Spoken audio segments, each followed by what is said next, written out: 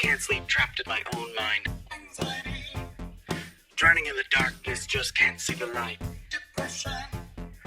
Doubtful, insecure, can I really do this? Imposter syndrome. I'm alone, unloved, just feel invisible. That's loneliness. We're not therapists, but we need one.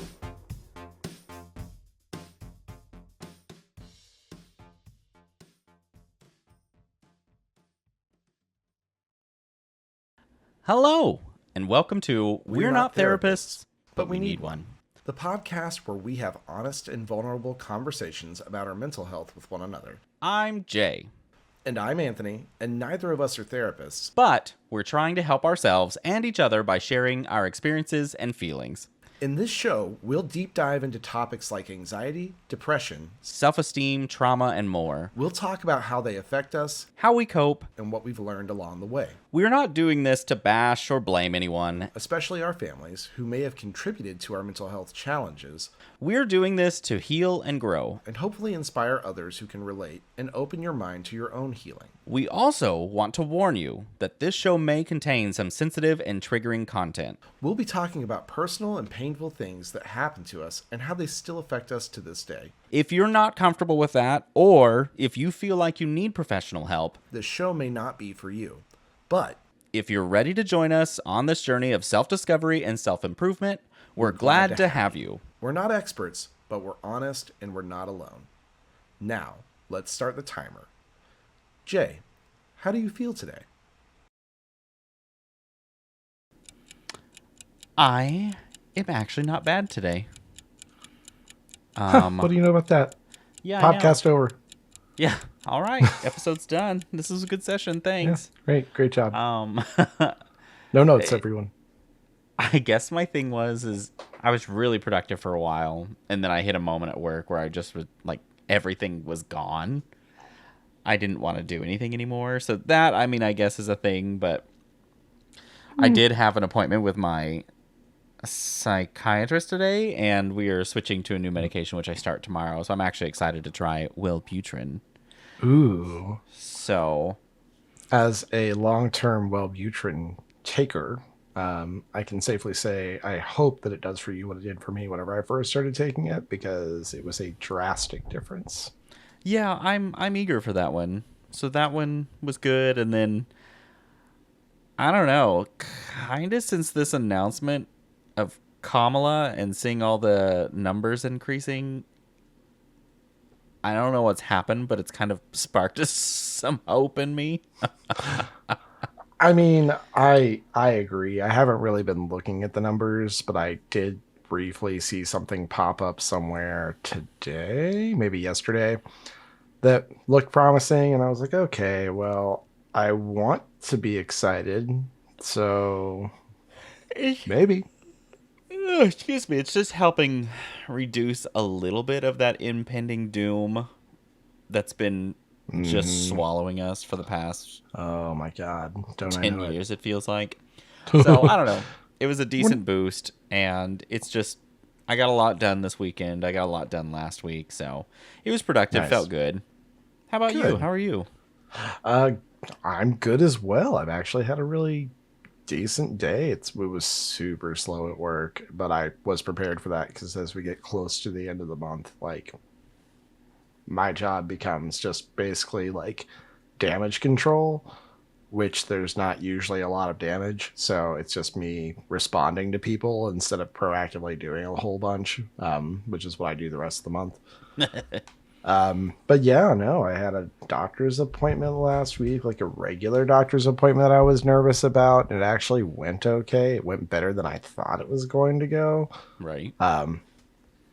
So yeah, I mean, I have to diet a little bit because I got high cholesterol. Welcome to the club. So today I had overnight oats for breakfast, with a little bit of yogurt, non-fat yogurt with some honey and some berries. And then for lunch, I had a spring mix and spinach salad with garbanzo beans and feta and tomatoes and red onions. And I did put Italian dressing on it. Let's not go too crazy. But yeah, I've been I've got to diet a little bit, which is not too bad for me because I actually enjoy a lot of healthier foods. It's just so many unhealthy foods are so convenient. They're so easy to obtain and usually so much cheaper. Because, for example, Easy to make. yeah, tonight I'm sitting there going, well, I have to go run a couple of errands after recording, and I may just get some Taco Bell. Oh my God, don't you talk to me about Taco Bell. Now my day is bad. I will tell you, I actually get a lot of their black bean recipes instead of doing any of their meats. That makes sense. And I like the black bean Crunchwrap Supreme, I think is better. Almost. I and so believe it. Devour it. Well, because like a lot of times their meat is so high in sodium, and I love sodium. Don't Sodium's so misunderstand. good until you It's have so blood good. pressure issues. It makes the world go round. It makes like food delicious. That's what it's there for. It makes the food taste more like the food. Our white man seasonings. No, I mean, sodium, salt. You got salt, and white people don't use salt. I use salt.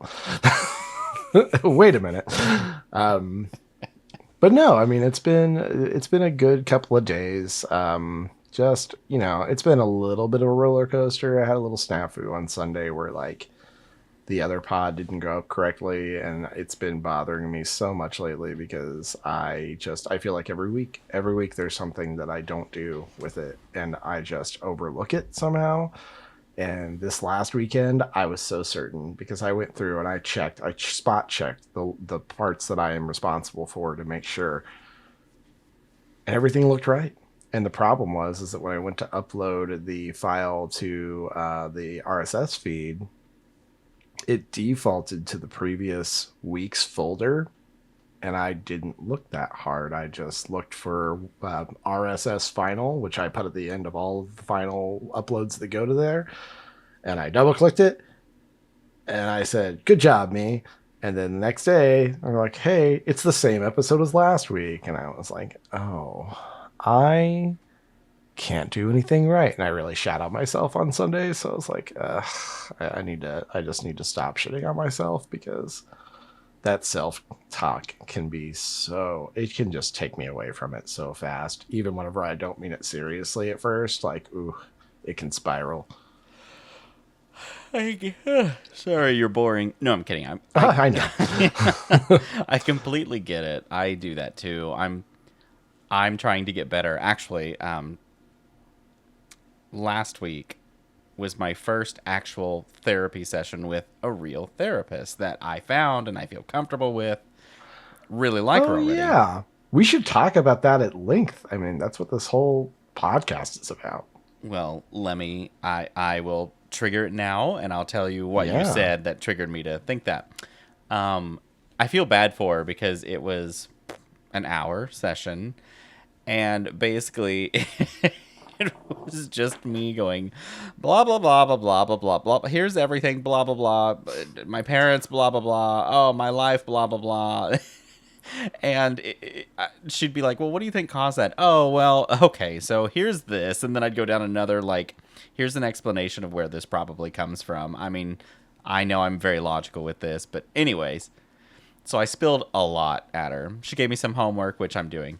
But one of the things that was just kind of a side tangent was how I said I have reduced this a ton, but I would have just huge anxiety at stores. Ooh.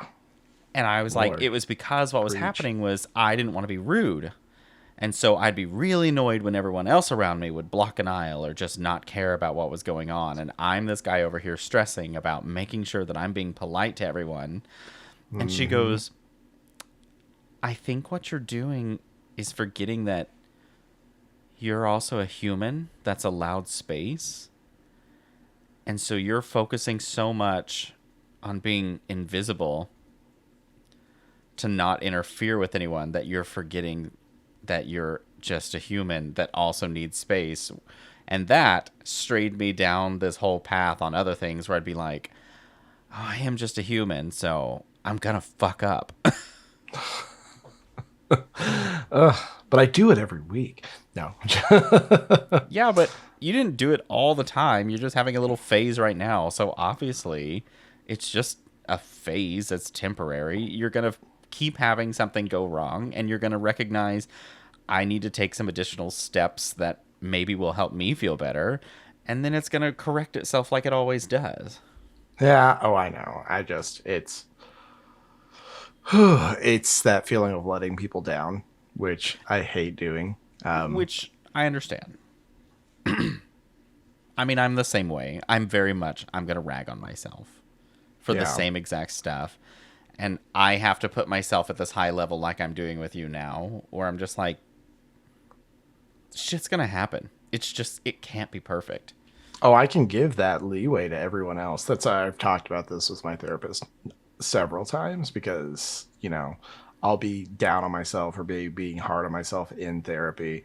And she'll be like, well, is that how you treat other people? I'm like, oh, God, no. That doesn't apply to anybody else. That just applies to me. Yeah. Those expectations, those standards, those are solely mine. Nobody else gets those. Everyone else gets all the bandwidth in the world. Me, no. I have to do all of these things correct. And if I don't, I'm a huge piece of shit. Which is not true, obviously. It just is how my head wants to go, because for a long time that was how I grew up. So like I still have that thought process in my head. But anyways, yeah. So I know I work on it. I'm hard on myself. I know I'm hard on myself. And so am I, but it's funny because like there'll be some days where I'll just be like, oh yeah, I mean, fuck it. I mess up all the time. Such is life. Nah, you can dislike me for who I am because I'm a mess up. And then the next day, say I got a night of bad sleep or something, and I will rag on myself so hard. I'm just like, why are you so worthless? Why are you so incapable? Why? Like, God, I know. Like, I start going, is this bipolar? And I'm like, no, this is not bipolar, right? I don't think so. But also, again, we talked about like that with mental health last week, where it was just like, it's so hard to tell sometimes what's wrong with you. Yeah. And even like mental health professionals still have to sort of guesstimate based off of what you tell them. So like a lot of times your diagnosis ends up aligning with what you think it is, unless you're so glaringly wrong that your mental health professional is like, absolutely not. Well, and that's what stinks about depression, anxiety, ADHD, bipolar, shit. I think some of that personality disorder stuff, borderline personality disorder, that's it. There's so much overlapping that I could easily scroll through TikTok and be like, well, obviously I have all these ADHD symptoms. I'm convinced it's this. When, what if it is depression? What if it is something else? What if it's a combo? See, that's also what gets me a little bit perturbed is like, I get all these depressive qualities where I know, because I've been in depression before, so I do understand like where that goes. And I've been in really deep depressions that make it so hard to function that like getting out of bed is just a fucking effort. But then I have these things where like I have extra things that I want to do, like just throughout the day, whether it be writing, whether it be podcast stuff, just additional things. But they're things that I have put on myself as actual responsibilities. And I'll do all kinds of things to avoid them, like going for a hike. I'll just go for a fucking hike. So I feel like I'm not depressed because I'm avoiding it, like, because I'll do something else productive that I find like super great for me, because I'm going to go for a hike. It's great for my health. I need to do it. Yeah. But I'm still not doing the thing. I'm still using it as avoidance. It's just healthier avoidance than, sitting around doing nothing. Actually talking to my psychiatrist today when we were talking about my symptoms still, I told her, I said, there's stuff I've got to do. And it's just sometimes so hard to do it. And then there's stuff I want to do. And sometimes it's just the motivation to get up and do it is not there, even though I want to do it. And she's like, it's wild how, because she's like, I suffer the same thing, actually. And she goes, it's wild how we have to double the work in order to achieve a simple task, because we have to like force ourselves to do things. And she's like, you're missing the dopamine, the standard dopamine that people have to do this. And she's like, and I think that's why this medication benefits you. Yep, yep. Well, and hopefully it helps to get you motivated more easily than it is me. For me, it was like a sort of like a fog lifting. Like I started realizing that I had not been paying very much attention to my surroundings a lot. Like I'd just been kind of like going places without looking at things, if that makes sense. Great example. Let's say I'm on my way to work in the morning. You know, I get up, I get around, I get my lunch and stuff packed, and I get out the door. And it's not anything crazy, but like I'm getting to work at 7 now. So I get to be awake as the sun is coming up. And I'm so glad I'm at a place where I'm at now, because as I'm driving to work, I get to see the sun come up. I get to see the way the light is sort of like piercing through the clouds and the shadows that they cast that give you those nice little rays in the morning. It was things like that that I just never noticed for the longest time. I used to notice them all the time growing up and all the time when I was younger, because that's the kind of things that always just struck on to me. I like seeing that stuff. I like being out in nature and seeing nature. And for the longest time, I didn't see any of that. And it wasn't for lack of it existing. It was just, it went completely around me. It passed over my head, whatever you want to call it, because I just never took the time to stop and look. And it didn't ever occur to me. And then after I started taking the Wellbutrin, I started noticing that stuff again. And I was like, whoa, colors exist. Like, things are real, and like I can see trees, and I can see leaves, and I can see sunsets and clouds in the sky. All of these things that I couldn't see before, I can now see again, and that was a game changer, because it felt like I was finally more present in my person. And I'm definitely relatable there.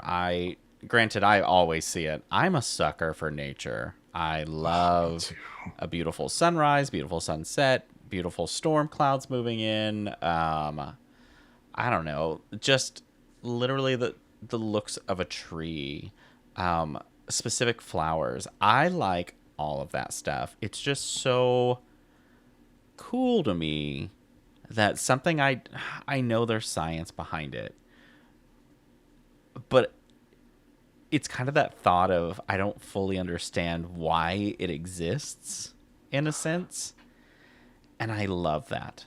I love that I see all this beauty that I don't really understand the meaning behind why it exists. And I like that, because I feel very much the same way. It's that mystery, you know? And I understand, again, like astronomically, I understand it. Yeah. But at the same science, time, yes. Have you ever heard that idiom that's like, you are the universe observing itself? Mm-hmm. I love that idiom so much, because it's sort of like this. I just like to think of it that way, because you are part of a whole, and it really is interesting to see, like, you're made up of star stuff, and you get to watch star stuff every day, and different versions of star stuff every day. That's it. This complete stardust has created an atmosphere. Okay, created a universe that is moving throughout space at astronomical speeds, and that has created a specific rock that all of us formed on, and we've been formed, have these minds to think, see, do, and I don't get it. I don't understand all of it behind it and why it happens, and I love that beauty of the ignorance that I have, but I get to witness it all. And I don't know, to see so much of like what we have in this world of hatred and things like that, it drives me bonkers, because I'm like, how on earth can you walk around, look at another pile of stardust and be like, ugh, I don't agree with you. I don't know. It just, I mean, I can. I do a really great job of it. I mean, yeah, I guess I can. I do, but I feel like I do it to the stardust that's absolutely worth it. You worthless pile of stardust. Yeah, you are the worst dust I've ever seen.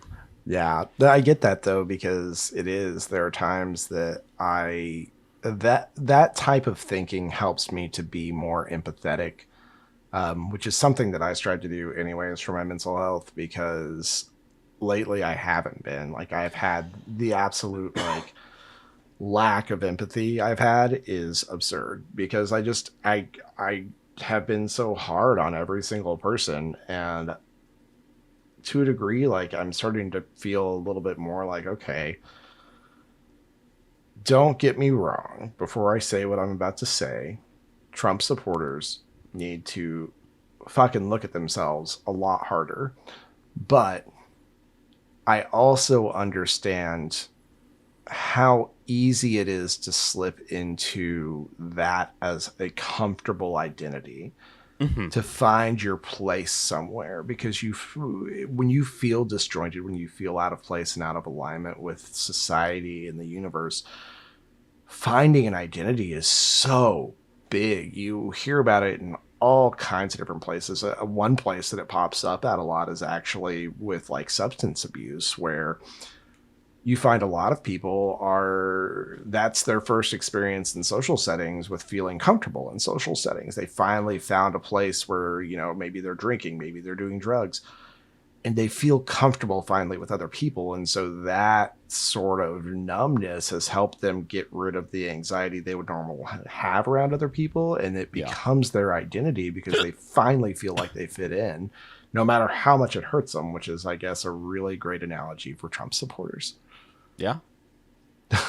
Sorry, I just hiccuped through that. It's okay. This is an I didn't unfiltered laugh. show, so you hear all of our noises. You're getting the hiccups. That's you're getting everything.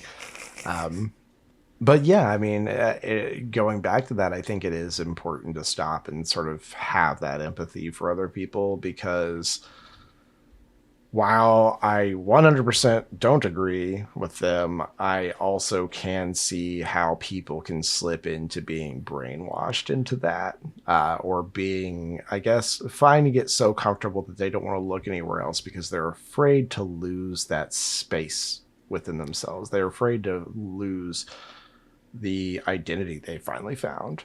And I think that's where I get torn. I get mad that I'm like, you're so wrapped up in your thought process that you can't see beyond it.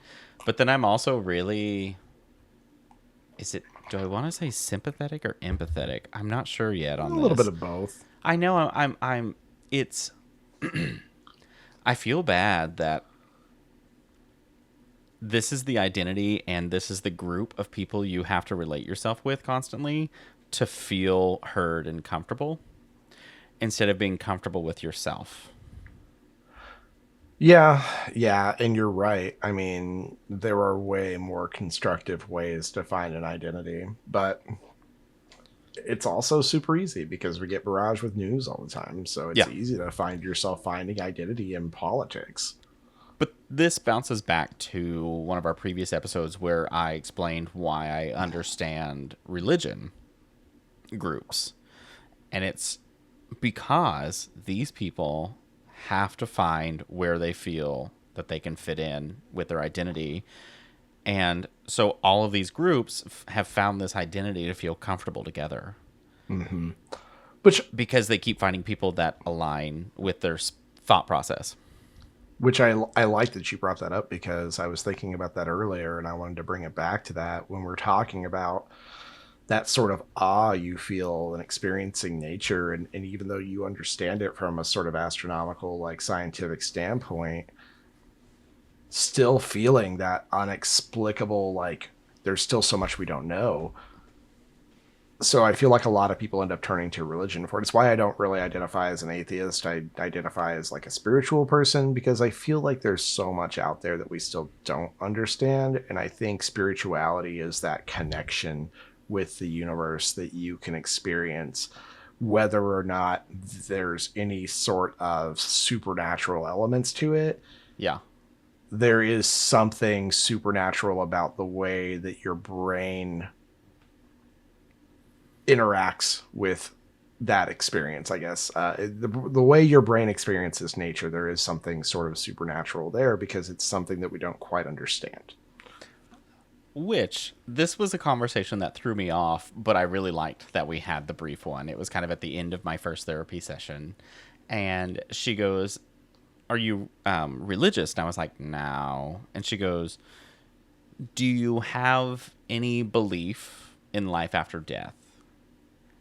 And she was trying to like figure out my thought. And I said, Right. "Well," and so I kind of went through it. I was like, it isn't exactly like this, but it's kind of like that Disney movie Soul. I'm like, I believe that there is something out there that I just don't understand. But I believe that there's a part of me that is connected to that somehow. And I believe that I absolutely can come back later on in another form, that I will not know, all that jazz. And it was so funny because at the end of it, she was like, everyone that comes to me that's non-religious explains it that exact way. And I'm like, really? I expected a lot more people to be like, no, it's just, you're done so after this. And I'm like, I feel there has to be some sort of connection I don't understand. There's so much of a universe I don't understand. And I think that's, I mean, honestly, I think that's a good default way to sort of view it because even from a scientific standpoint, like, energy can't be created or destroyed. It just is going to exist. Exactly. And so something happens to you whenever you die. Whether you exist in a similar way or not, like there's just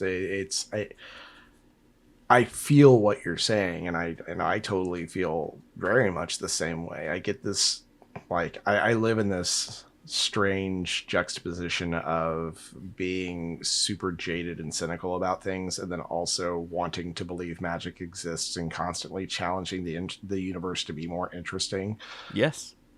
because there is so much more. But then I have to distill it down to it's not that I'm jaded about reality, it's that I'm jaded with society a lot of the time. Yeah.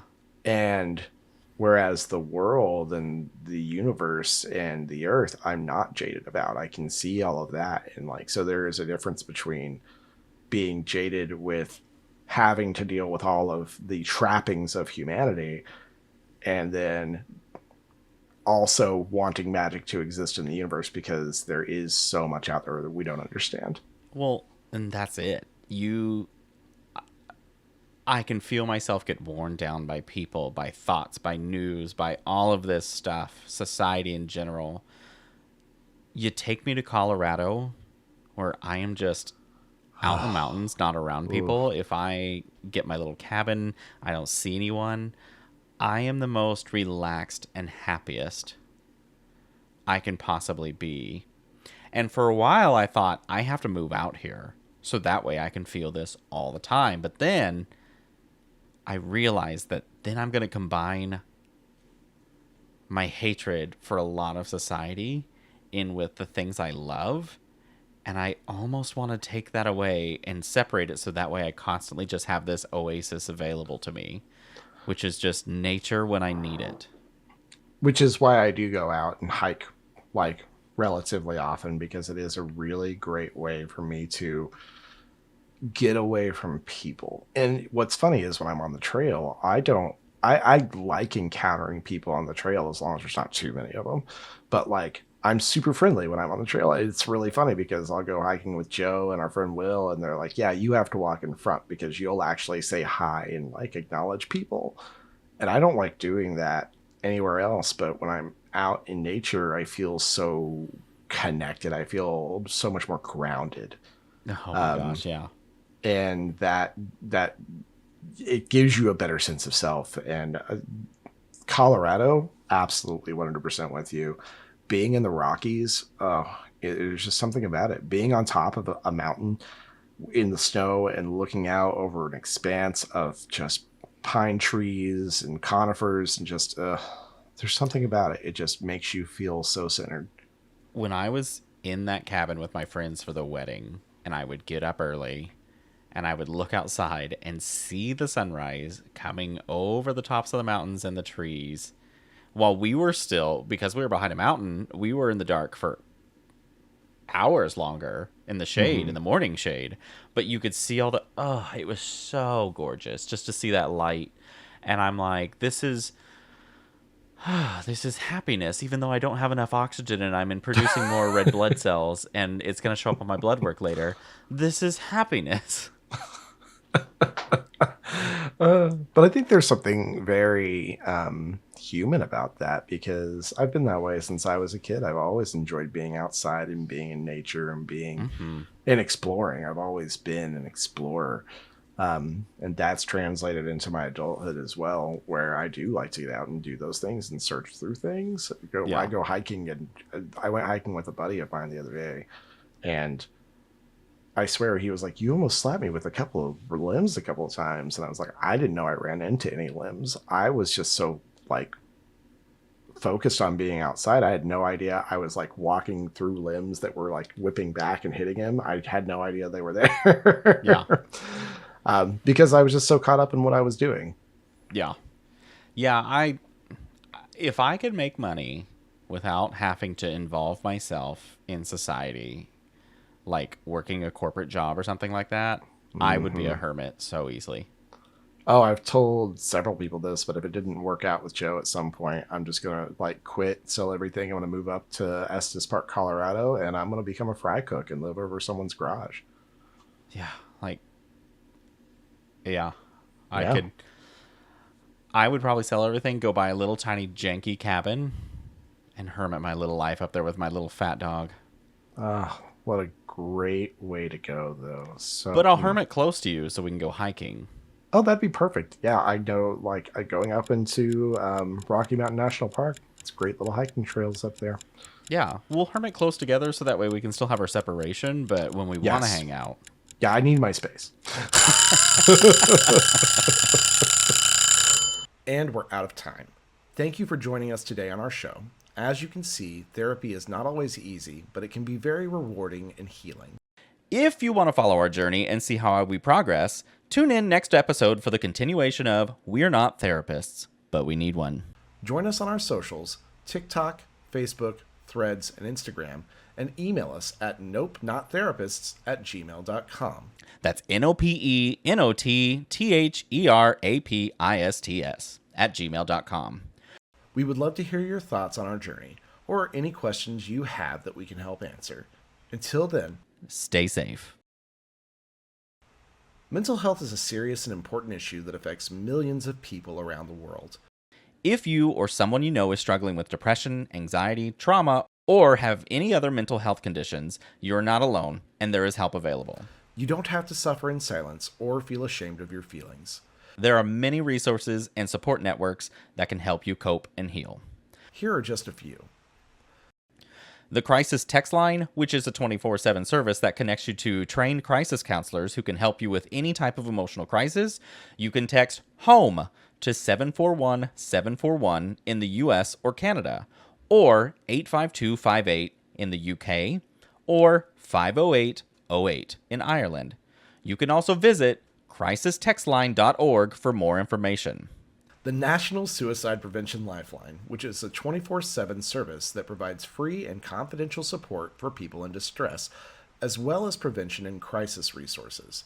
You can call them at 1-800-273-8255 or chat online at suicidepreventionlifeline.org. The Headspace app, which is a meditation and mindfulness app that can help you reduce stress, improve your mood, and enhance your well-being. The app offers guided meditations, breathing exercises, sleep sounds, and other tools that can help you relax and cope with your emotions. You can download the app for free and try it for 10 days or subscribe for unlimited access to all features. You can find the app on the App Store or Google Play, or visit headspace.com for more information. These are just some of the resources that we have found helpful, but there are many more out there that can suit your needs or preferences.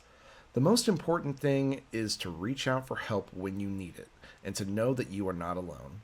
Mental health is not a weakness, but a strength, and taking care of it is one of the best things you can do for yourself and your loved ones.